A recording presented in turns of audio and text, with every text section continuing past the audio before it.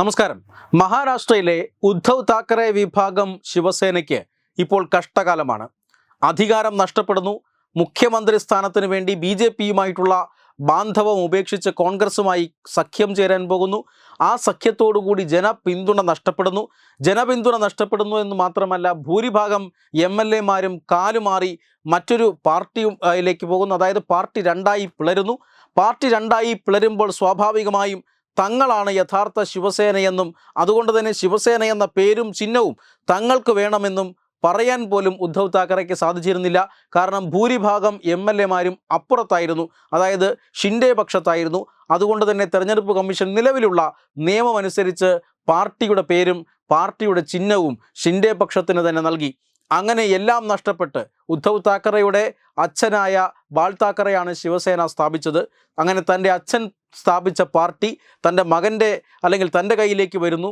അവിടെ നിന്നും പാർട്ടി വഴുതിപ്പോകുന്ന കാഴ്ചയാണ് കഴിഞ്ഞ കുറേ മാസങ്ങളായി ഉദ്ധവ് താക്കറെ നേരിട്ട് കണ്ടുകൊണ്ടിരിക്കുന്നത്. പക്ഷേ അദ്ദേഹം നിസ്സഹായനാണ്. തൻ്റെ പാർട്ടിയെ രക്ഷിക്കാൻ കഴിയുന്നില്ല. തൻ്റെ മറ്റ് അണികളെ ഒപ്പം ചേർത്ത് നിർത്താൻ സാധിക്കുന്നില്ല. കാരണം ലോക്സഭാ തെരഞ്ഞെടുപ്പിൽ ഒരു ചെറിയ മുന്നേറ്റം നടത്തിയെങ്കിലും അടുത്ത നിയമസഭാ തെരഞ്ഞെടുപ്പായപ്പോൾ പാർട്ടി അമ്പാടെ തകർന്നു പോവുകയാണ് ചെയ്തത്. ഇപ്പോഴും ഉദ്ധവ് താക്കറെയോടൊപ്പം നിൽക്കുന്ന MLA മാർക്കിടയിൽ വലിയ മുറുമുറുപ്പുണ്ട്. അതായത് തങ്ങൾ എന്തിനാണ് ഇനിയും നഷ്ടം സഹിച്ചിങ്ങനെ കോൺഗ്രസിനോടൊപ്പം നിൽക്കുന്നത്? തീർച്ചയായും അങ്ങനെ ഒരു BJPക്കൊപ്പം പോകുന്നില്ല എങ്കിൽ പോലും സ്വതന്ത്രമായി നിൽക്കാൻ പാർട്ടിക്ക് സാധിക്കണം എന്നൊക്കെയാണ് MLA മാരുടെ മുറുമുറുപ്പ്. എന്തായാലും ഉദ്ധവ് താക്കറെ അടങ്ങുന്ന ശിവസേനയുടെ നേതൃത്വം ഇപ്പോൾ കോൺഗ്രസിനൊപ്പം തന്നെ നിൽക്കാൻ തീരുമാനിച്ചിരിക്കുകയാണ്. പക്ഷേ മറ്റൊരു പ്രധാനപ്പെട്ട പ്രശ്നം ഇപ്പോൾ ഉദ്ധവ് താക്കറെയെ വേട്ടയാടാൻ പോവുകയാണ്. അത് മറ്റൊന്നുമല്ല, മകൻ ആദിത്യ താക്കറയ്ക്ക് മേൽ ഇപ്പോൾ ഉന്നയിക്കപ്പെട്ടുകൊണ്ടിരിക്കുന്ന ആരോപണങ്ങളാണ്. അതായത് ഒരു പെൺകുട്ടിയുടെ ആത്മഹത്യയ്ക്ക് പിന്നിൽ ഉദ്ധവ് താക്കറെയുടെ മകൻ ആദിത്യ താക്കറെയാണ് എന്ന ആരോപണമാണ്. ആ പെൺകുട്ടിയുടെ അച്ഛൻ ഇപ്പോൾ ദേശീയ ചാനലുകൾക്ക് നൽകിയ അഭിമുഖത്തിലൂടെ ഗുരുതരമായി ആരോപണം ഉന്നയിക്കുന്നത്. ഈ ആരോപണങ്ങൾക്ക് ആദിത്യ താക്കറെ ഇതുവരെ പ്രതികരിച്ചിട്ടില്ല. എന്നാൽ ആദിത്യ താക്കറെയുമായി അടുത്ത വൃത്തങ്ങൾ ഇപ്പോൾ തങ്ങൾ ഇതിനോട് പ്രതികരിക്കുന്നില്ലെന്നും കോടതി ഇതിന് ഉത്തരം പറയുമെന്നും ആരോപണങ്ങൾ അടിസ്ഥാനരഹിതമാണ് എന്നും പറയുന്നുണ്ട്.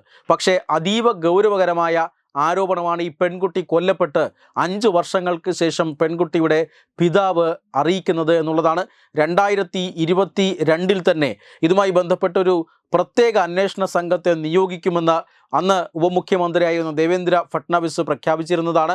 ഇപ്പോൾ പുതിയ തെളിവുകൾ എന്തെങ്കിലും വാദിഭാഗത്തിന് കിട്ടിയിട്ടുണ്ടോ എന്നറിയില്ല.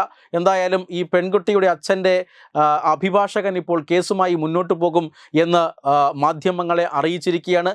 അവർ പുനരന്വേഷണ ആവശ്യവുമായി കോടതിയെ സമീപിക്കാൻ പോകുന്നു എന്ന് സ്ഥിരീകരിച്ചു കഴിഞ്ഞിരിക്കുന്നു. ഈ പെൺകുട്ടി മറ്റാരുമല്ല, ദിശ സലൈൻ എന്ന ബോളിവുഡ് നടൻ സുശാന്ത് സിംഗ് രജപുത്തിൻ്റെ മാനേജറായിരുന്ന പെൺകുട്ടിയാണ്. ഈ കുട്ടിയാണ് ആത്മഹത്യ ചെയ്തത്. ഉയരം കൂടിയ ഒരു കെട്ടിടത്തിൽ നിന്നും താഴേക്ക് ചാടിയാണ് പെൺകുട്ടി ആത്മഹത്യ ചെയ്തത് എന്നാണ് കേസ് ഒതുക്കി തീർത്തത്. പക്ഷേ സുശാന്ത് സിംഗ് രജപുത്ത് അതിനുശേഷം ഈ പെൺകുട്ടിയുടെ മരണത്തിന് ശേഷം ദിവസങ്ങൾക്കകം ആത്മഹത്യ ചെയ്യുകയുണ്ടായിരുന്നു.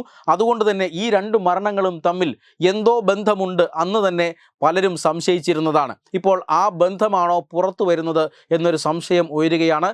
2020 ജൂൺ മാസം 8-ാം തീയതിയാണ് സുശാന്ത് സിംഗിൻ്റെ മാനേജറായിട്ടുള്ള ദിശ സലൈൻ ആത്മഹത്യ ചെയ്തതായി അറിയിക്കുന്നത്.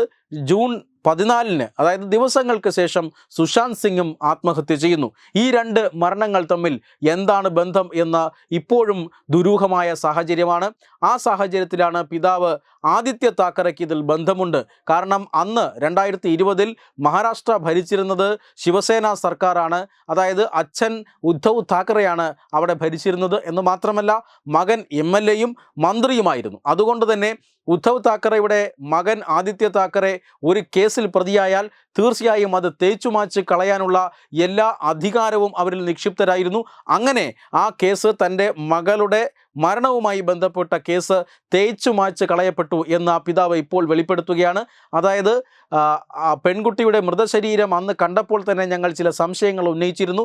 ഇത്രയും പൊക്കത്തിൽ നിന്ന് ചാടി മരിച്ച ഒരു പെൺകുട്ടിക്ക് ഉണ്ടാവേണ്ട പരിക്കുകളൊന്നും തന്നെ ആ ദിശയുടെ മൃതദേഹത്തിൽ ഉണ്ടായിരുന്നില്ല എന്ന് മാത്രമല്ല, ഒരു തുള്ളി രക്തം പോലും അവരുടെ വസ്ത്രങ്ങളിൽ ഉണ്ടായിരുന്നില്ല കഴിയുന്നില്ല എന്നും കുടുംബം പരാതി പറയുന്നു. അതുകൊണ്ട് തന്നെയാണ് മരണം ആത്മഹത്യയാണോ കൊലപാതകമാണോ എന്ന് സംശയം കുടുംബത്തിനുണ്ട്. ആ സംശയം അവരിപ്പോൾ ഉയർത്തുകയാണ്.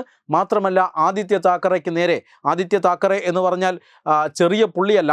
കാരണം ശിവസേനയുടെ തലവനായിട്ടുള്ള ഉദ്ധവ് താക്കറയുടെ മകനാണ്. മഹാരാഷ്ട്രയിൽ വലിയ പേരുള്ള രാഷ്ട്രീയ കുടുംബമാണ്, വലിയ രാഷ്ട്രീയ സ്വാധീനമുള്ള രാഷ്ട്രീയ കുടുംബമാണ്. ഈ കുടുംബത്തിലെ ഒരു അംഗത്തിന് നേരെയാണ്, മുൻ മന്ത്രിയായിരുന്ന ഇപ്പോഴും MLA ആയിരിക്കുന്ന ഒരു അംഗത്തിന് നേരെയാണ് ഇപ്പോൾ ഇങ്ങനെ ഒരു ആരോപണം ഉന്നയിച്ചിരിക്കുന്നത്. തീർച്ചയായും ശിവസേന ഉദ്ധവ് താക്കറെ വിഭാഗം ഈ ആരോപണത്തിൽ വല്ലാതെ വിറങ്ങലിച്ചിട്ടുണ്ട് എന്ന കാര്യത്തിൽ തർക്കമൊന്നുമില്ല. ഇനി വരും ദിവസങ്ങളിൽ ആദിത്യ താക്കറെയുമായി ബന്ധപ്പെട്ട വാർത്തകളാൽ ഉദ്ധവ് താക്കറെ വിഭാഗത്തിന് വലിയ രാഷ്ട്രീയ പ്രതിരോധം നടത്തേണ്ടി വരും എന്ന സാഹചര്യം ഇപ്പോൾ മഹാരാഷ്ട്രയിൽ ഉരുത്തിരിഞ്ഞിരിക്കുകയാണ്. Web desk Tatwamayi news. Branding partner Edubix online executive education, focus physiotherapy centre Pattom, Unnath engineering Gujarat, തീർത്ഥയാത്ര.com, അയൺ ബിൽഡ് ഗുജറാത്ത്.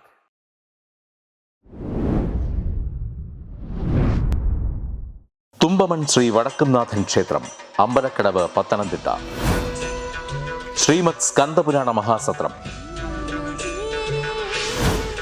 2025 മെയ് 11 മുതൽ 18 വരെ. ബ്രഹ്മശ്രീ മുംബൈ ചന്ദ്രശേഖര ശർമ്മയുടെ മുഖ്യ കാർമ്മികത്വത്തിൽ മഹാഗണപതി ഹോമം, സ്കന്ദപുരാണ പാരായണം, മഹത് പ്രഭാഷണങ്ങൾ, പൂജഹോമാദികൾ, കലാസാംസ്കാരിക പരിപാടികൾ. സത്രയജ്ഞ കർമ്മങ്ങളിലേക്ക് എല്ലാ ഭക്തജനങ്ങളുടെയും സാന്നിധ്യവും സഹകരണവും സാദരം അഭ്യർത്ഥിക്കുന്നു. മഹാസത്രവേദിയിൽ മെയ് 18 പഴനി അരുൾമിക ദണ്ഡായുധപാണി സ്വാമി ദേവസ്ഥാന അർച്ചക സ്ഥാനികർ ശ്രീസെൽവ സുബ്രഹ്മണ്യ ശിവശാരിയാരുടെ മുഖ്യ കാർമ്മികത്വത്തിൽ നടക്കുന്ന അതിശ്രേഷ്ഠവും സർവൈശ്വര്യദായകവുമായ സ്കന്ദഹോമം. സ്കന്ദമഹാപുരാണ സത്രത്തിന്റെ ആദിമധ്യാന്തമുള്ള സമ്പൂർണ്ണ തത്സമയ കാഴ്ച തത്വമയി നെറ്റ്വർക്കിൽ.